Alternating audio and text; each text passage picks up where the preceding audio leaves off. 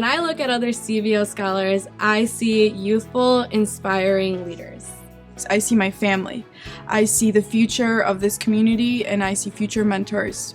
I see hardworking students who have gone through a lot of obstacles in their life to reach where they are today.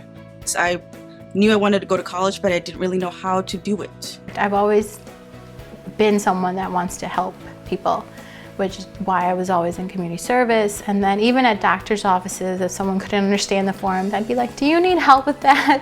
And then I'd just translate the forms for them. Once I realized that happened, not just in doctor's offices, people didn't know what the forms were asking, but that could happen in the court system. I'm like, I can't let that happen. It didn't sit well with me. And then from then on, all I wanted to do was become a lawyer.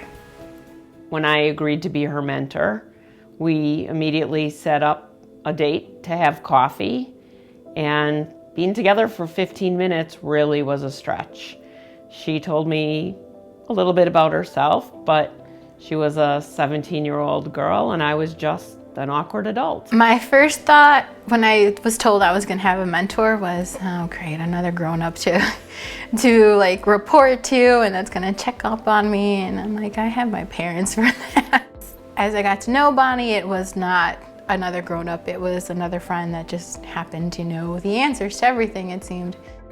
One of the milestones with Bonnie that I remember was she went down orientation with me before I started school, and she was the one that talked to my parents about how to let go, how to realize that I was going to move away, start living on my own. And I can vividly remember the place we were standing, and her mother looked me right in the eye and said, and I'm going to leave my child here for 4 years with someone I never saw before.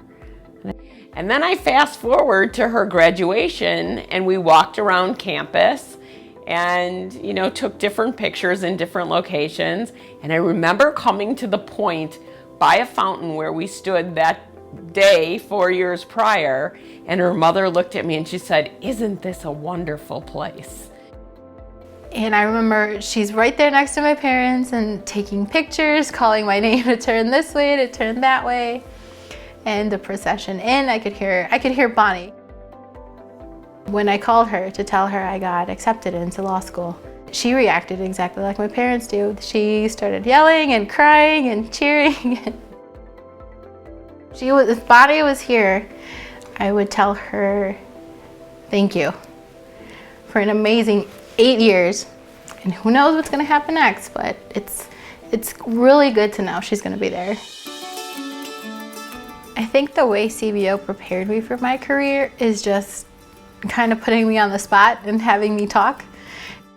Currently, I'm only practicing immigration law. I have a contract with the AmeriCorps as a Justice Corps Fellow at the Lake County Courthouse. I asked Susan how I can become more involved with CBO, and she's like, why not be a mentor? What I had with Bonnie, I wanted to give to someone else. I figured it's the one thing I can do to give back to CBO. I would describe my mentor as kind, warm, and dedicated. Oh, I would describe my mentor as kind, loving, and the best friend I could have. Very funny, supportive, creative, helpful, and funny. Qualities that make a great CBO scholar, I think, are going to be mostly determination and focus. It's not just a scholarship, it's people that are going to guide you to where you want to go. I would describe my CBO experience as fun, rewarding, and full of networking. Very helpful. Exhilarating, Inspiring, Inviting, exciting, eye-opening, loving, motivational, And supportive. Thank you, CBO!